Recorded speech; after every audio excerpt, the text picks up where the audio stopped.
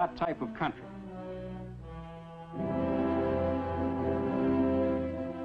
As a second line of defense, Pakistan has encouraged voluntary enlistments in its National Guard, equipped and trained under the supervision of the Pakistan Regular Army.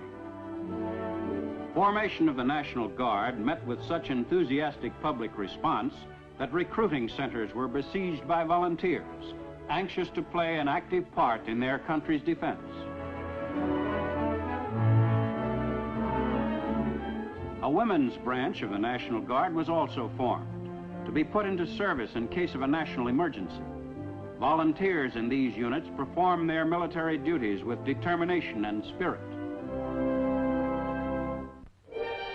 The chief dispute between Pakistan and India has centered on the Principality of Kashmir in the north. Famed for its beauty and bracing climate, Kashmir has long been the leading resort area of the Indian subcontinent. Because of its strategic location between Central and Southern Asia, Kashmir has been of vital importance to the nations which adjoin it. Behind its peaceful exterior, Kashmir has been a land of conflict. With partition, its Muslim majority was determined to join Pakistan, while its Hindu government acceded to India.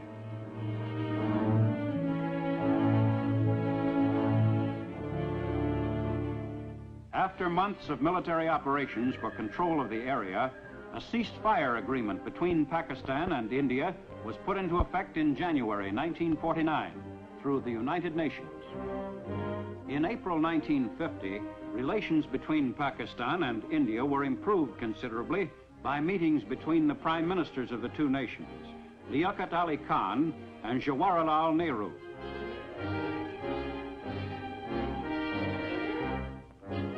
Disputes over the disposition of territory are not the only perplexing questions.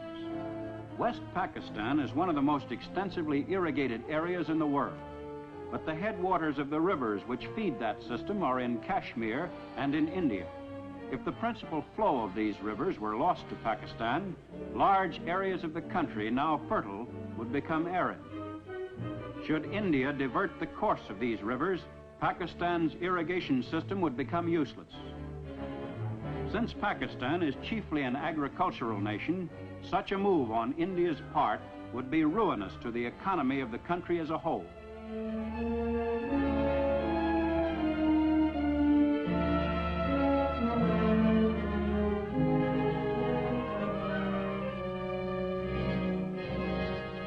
Farming is the main occupation of the Pakistani.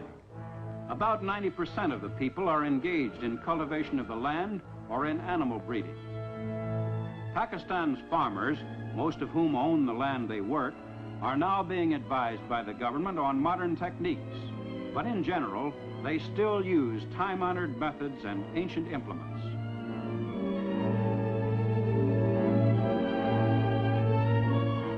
Food crops play a most important role in Pakistan's economy.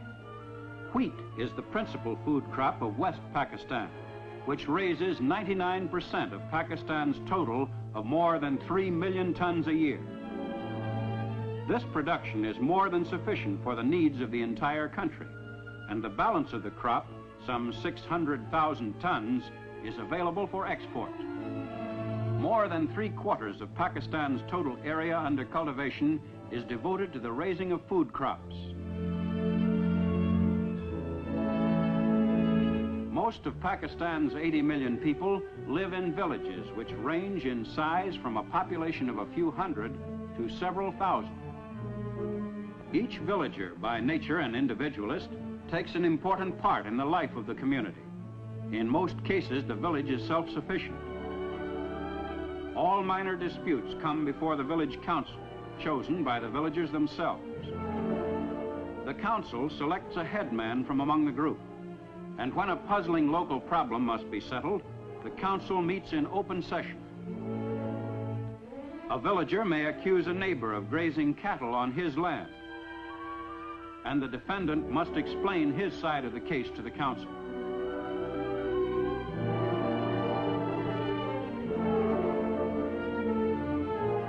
The young nation's concern for its people is everywhere apparent. In the smallest villages, schoolmasters are at work combating illiteracy, teaching the children the fundamentals of the Urdu language. For Pakistan is determined that future generations shall be educated to assume the responsibilities of citizenship.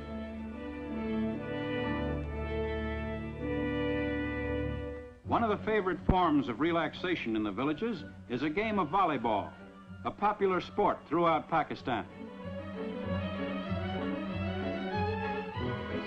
There are few villages which cannot field a good team.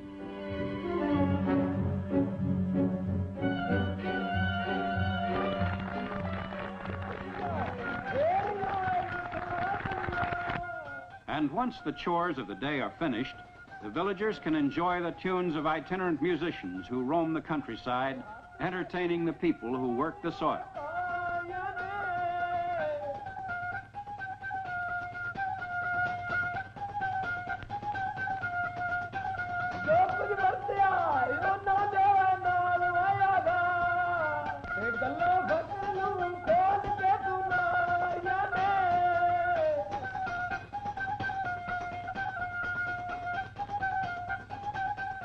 Jute is the most important non-food crop, the principal source of financial income to East Pakistan. Called the golden fiber of Pakistan, jute is used for sacking and in carpets, linoleum, and upholstery.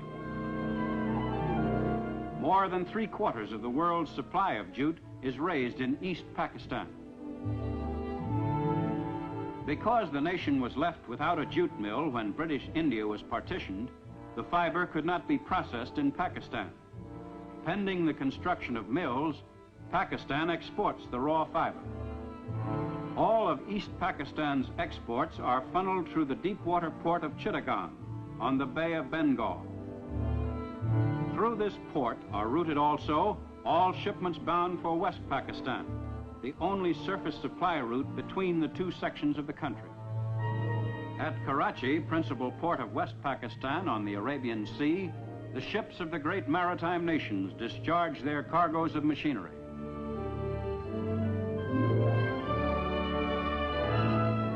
Pakistan is one of the few countries of Asia which have a favorable balance of trade with the hard money nations of the world.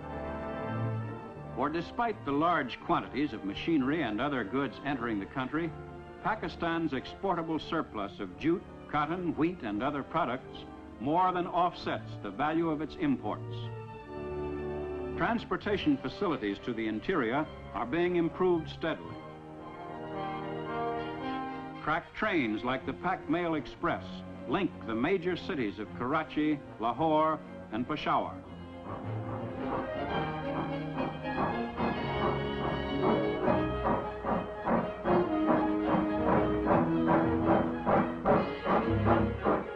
Since most of Pakistan's railways fell under the classification strategic at the time of partition, the government had to maintain them without adequate financial return. But the difficult period ended after some 7 months, and today the railways are on a sounder operating basis than ever before. The railway repair shops are busy converting coal-burning locomotives to diesel-type engines, for Pakistan is short of coal and oil is cheaper and more readily available. Pakistan's concern with its progress and future course of action was epitomized by Prime Minister Liaquat Ali Khan. We will never allow our freedom to be taken away. We shall fight aggression wherever it may be. And Pakistan shall cooperate with all those countries who want peace in the world and progress of mankind. To protect that peace and to achieve that degree of progress, the people of Pakistan are united in their resolve to work ceaselessly. For Pakistan is building for the future, and each Pakistani has a stake in that future. The people of Pakistan today are certain that their young country will grow and prosper and will, in the years ahead, continue to win the respect of the other free nations of the world.